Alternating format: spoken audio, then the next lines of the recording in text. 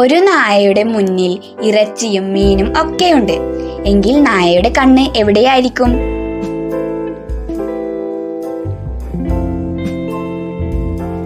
ഉത്തരം നായയുടെ മുഖത്ത്.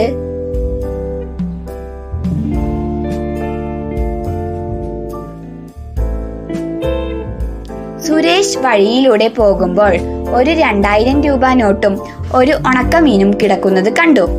സുരേഷ് ഉണക്കമീനെടുത്തു. 2000 രൂപ അവിടെ തന്നെ ഇട്ടു. എന്തുകൊണ്ട്?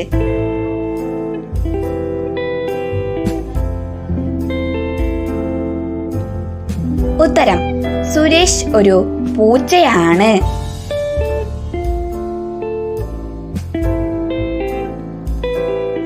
ആളുകൾ ഏറ്റവും കൂടുതൽ ഉപയോഗിക്കുന്ന ഗേറ്റ് ഏത്?